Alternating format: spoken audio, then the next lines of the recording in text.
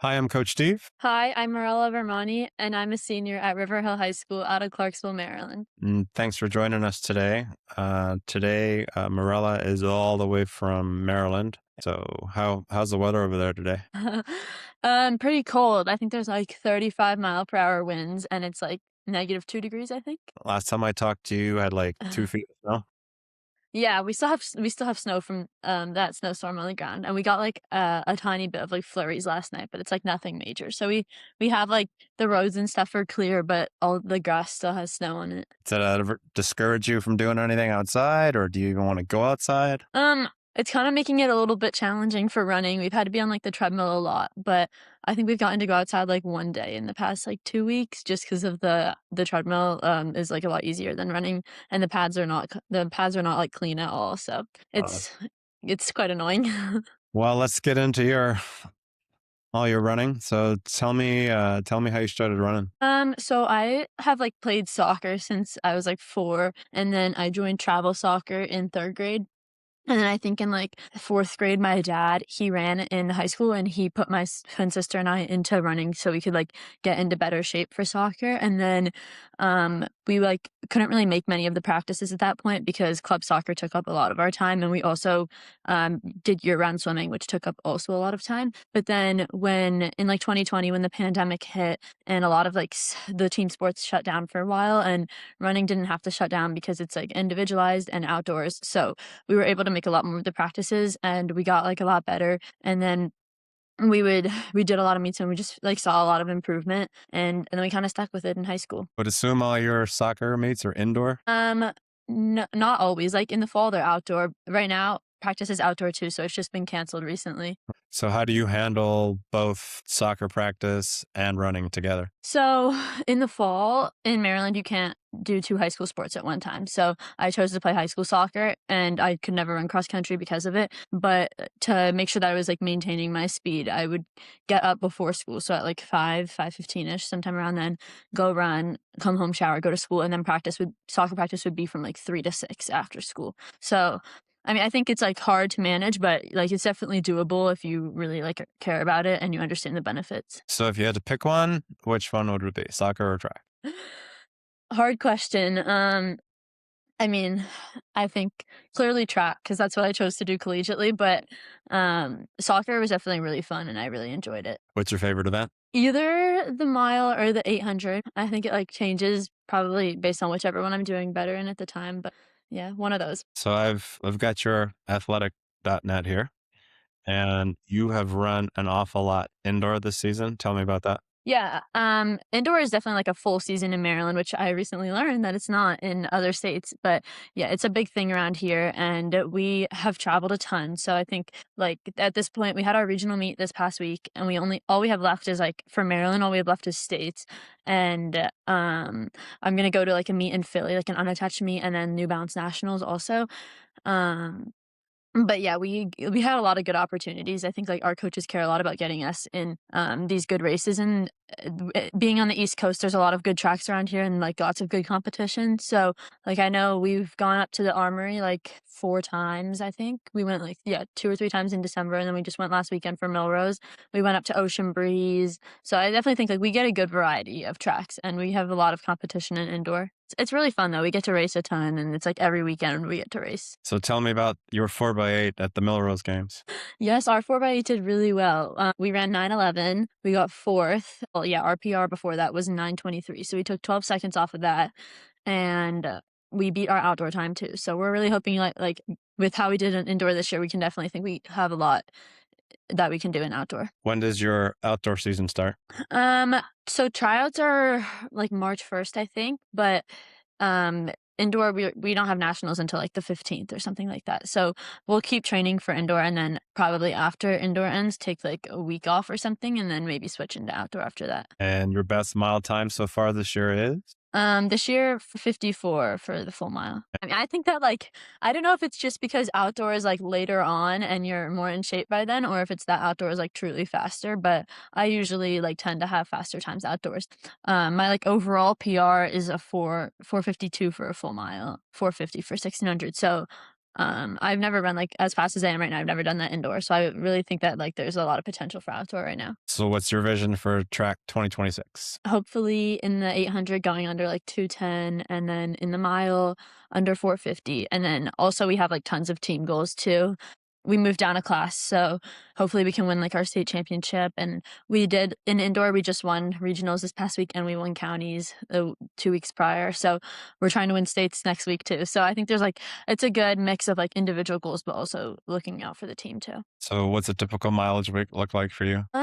Not super high. With how much we race, I think that like those end up being like a lot of our runs. But probably like in season, somewhere between like 25 and 30. And then in the summer when we're like trying to get higher mileage, I think like maybe 35.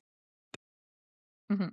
And what's a typical workout look like for you? Probably they definitely vary a lot. Like our coaches do give us a ton of variety for the workouts, but I think normally like a lot of them tend to be structured with like some sort of threshold reps, and then after that like going into shorter speed. So just an example, but maybe something like 3 by 1K at like I don't know 6 minute pace, and then like we'll go in to do like 3 400s and then like 4 200s or something like that at like much quicker pace, like mile pace and then 800 pace. So what's your favorite workout? 8 by 300s where you start like the first 100 will be at like they're like getting faster as it goes on. Like each 100 gets faster. Yeah, like compared to not each rep getting faster than the one before, but like each 100 is faster than the previous 100. What's the rest time in between that? Um, Probably like 90 seconds to 2 minutes, somewhere in there. So what's your worst workout? The one you dislike? Probably like repeat 400s, like 12 400s. So when you're racing, what do you think about? I feel like I just think about the race. Like I know a lot of people like try to zone out or like thinking of like a song or something. I usually just like focus on like whoever's in front of me or like the pacing and stuff like that. And I'm usually like doing a lot of math in my head. So Do you have a pre-race ritual? Do you listen to music? I don't listen to music. But I think that's mostly just because we're normally like with the team and socializing and stuff. So I don't have like AirPods in, but I don't think I have any like necessary pre-race rituals, just like the normal stuff like stretching and like warming up. So I've never been to an indoor meet. So is it loud? Does it echo? Yeah, definitely like it's a lot louder than it is outdoor. Usually the facilities are also like super dry. Um yeah, like there's not that good air. You have to warm up outside. The warm up area inside is super limited normally. Except for like the New Balance track in Boston has like a really nice warm up area. But other than that, like it can be hard to find warm up areas indoors. So a lot of times you have to go outside and it's pretty cold. Um but the environment indoor is really cool because it's so loud and everybody's like super close together, and the sound does echo a lot more than it does outdoor too. So I think indoor is really fun and it's a cool. So let's use an 800 for an example. I know the guys jostle a lot for position. How do you position yourself at the start of an indoor meet for an 800? I mean, I think it definitely like depends on which seat I am and where I am along the line, but I definitely do try to get out like fast. And I think, like, in Maryland, for our Maryland meets, my sister and I tend to, like, lead most of the races, but, like, sometimes when we go out of state, our races are far more competitive, so, I'm not necessarily gonna lead all of those. So it kinda depends on the race, but normally just, like, trying to get out fast, and, yeah, I usually do go through a lot faster in, like, my first 200 than I probably should. So I've watched a lot of your videos on when you and your sister race. You keep talking about your sister. Uh, I don't think people know, but you have a twin sister. Her name is Lauren. Yes. And how does that work with you guys racing together? Is there camaraderie? Is there tension? No, I think we're both super supportive of each other. A lot of people ask that actually. I mean, we're both competitive, but I don't know that it's like necessarily between each other, but more just like who we're racing. We both like winning, but we also both like when the other person wins. So, I mean, I think we work together a lot too. Yeah, we definitely have like a good dynamic. So I watch your races between you and your sister. Obviously, you just mentioned in Maryland. Are you two expected to lead? Yeah, yeah, I'd say so. It's very obvious. Especially yeah, and we have a lot of other good, distance runners in Maryland too, but we don't necessarily get to go against them a lot because we're public schools and there's a lot of, like, private schools in, like, Maryland, DC, like, where Bolus is and Potomac, like, over there, and then also in, like, DC has a lot of good distance runners, but since we're public schools and there's one indoor track in Maryland and they don't have, like, that many meets that aren't for, like, your specific school system, we don't go against a lot of the other Maryland runners a lot, like there's one girl, but I race her a lot in New York, not in Maryland, even though she's also from Maryland. So, but so most of the time that we end up racing in Maryland, it is like with our county, and we do lead a lot of those races. So how do you handle a bad race? Brush it off. I mean, we talked about how like how often we race that it's just like not every race is like such a small piece of the season that it doesn't really matter if it goes bad. So what's your best race memory? Um, Probably last year in the mile indoor at States. We had a really strong field and like I did end up winning and I hadn't PR'd in the mile in a while and that was like the first time I went under 5 indoor too, so that was fun. How's that feel? I was proud of myself. I was happy, but I also had like 3 other races that day, so I went to go focus on those afterwards. And what's your worst race memory? Probably also the mile. Freshman year, I our indoor counties, my sister had like dropped a medicine ball on my head and given me a concussion, not on purpose. She not on purpose. But and then I like came back from one of the races and I guess I like wasn't fully ready to return and I like face planted in the middle of the race. That was pretty bad. That's gotta be the top one I've heard Yeah. so far. Awesome.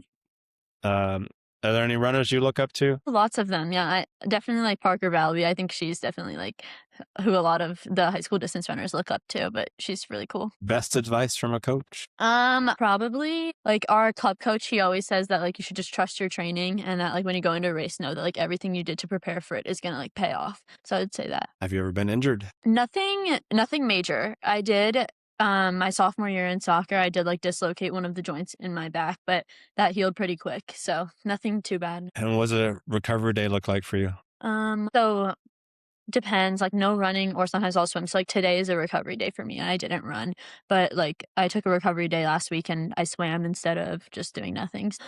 It kind of varies, just depends on, like, how I'm feeling and how sore I am and stuff.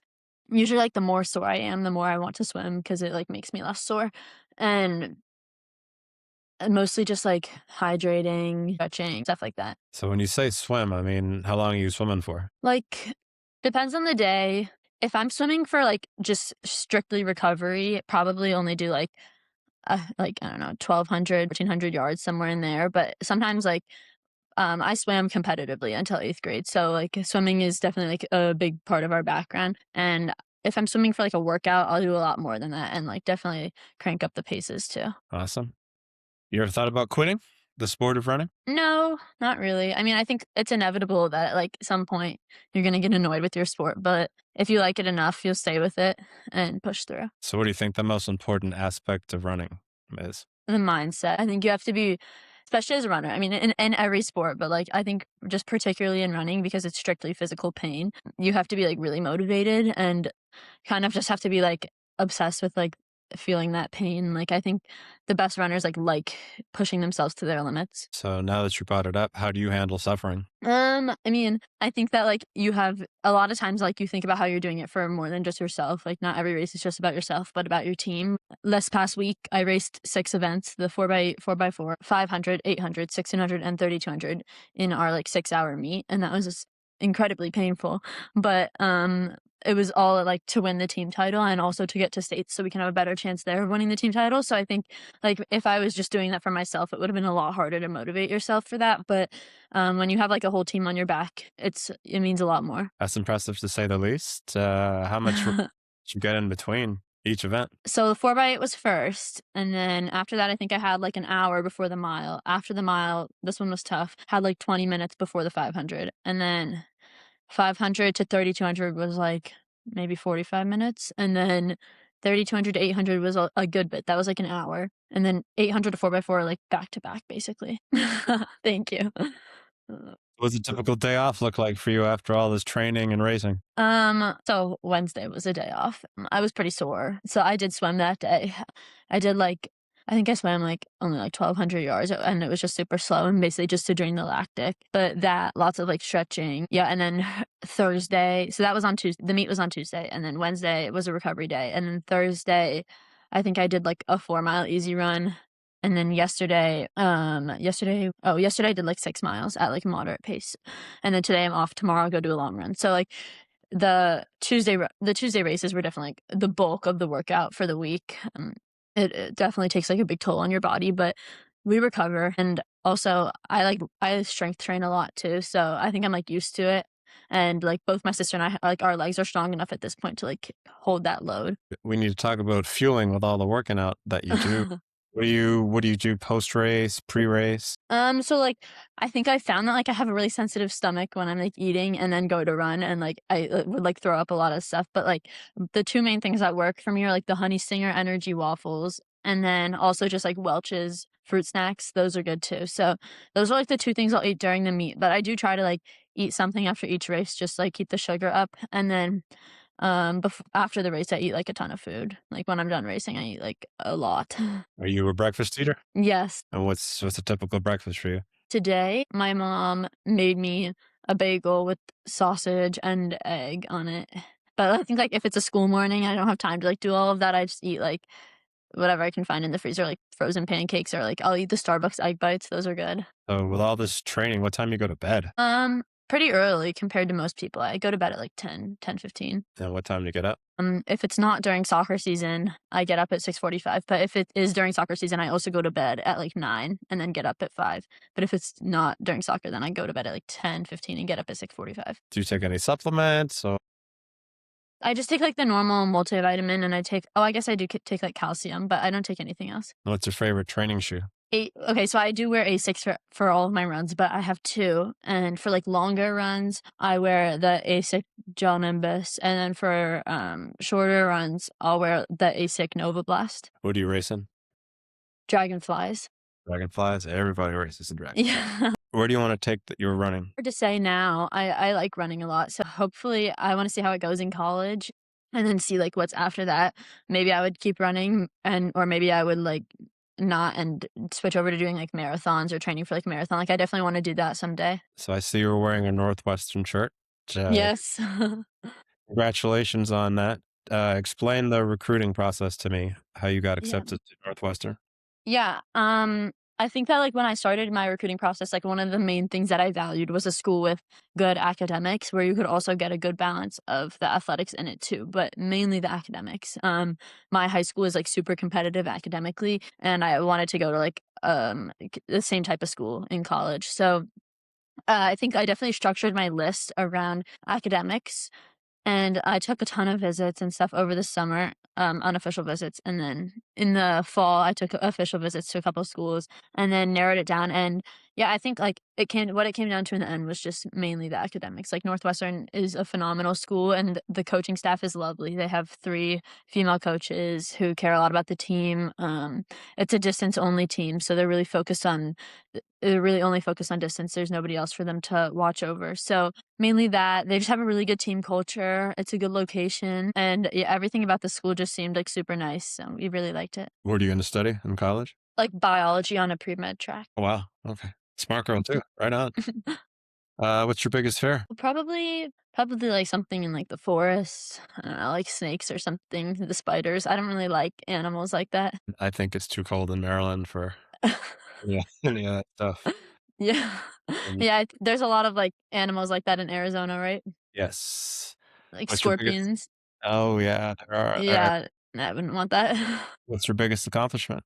mm, I think I would have to go with, like, one of our winning the team title probably. Freshman year, we won states overall, and that's what we're trying to repeat this year, but that was really cool, and I think, like, when you do that as a freshman and people don't really know who you are, it kinda, like, puts you on their radar, and it was just, like, not really heard of because we only had 5 girls score in the meet, and it was our 4 by 8 and then 1 other hurdler, and then, like, my sister and I scored a lot of points individually, and it was really just unexpected, like, we didn't even realize we won the meet until, like, it was time for the 4 by 4, which is the last thing, so that was really cool. I hear you emphasize your team a lot.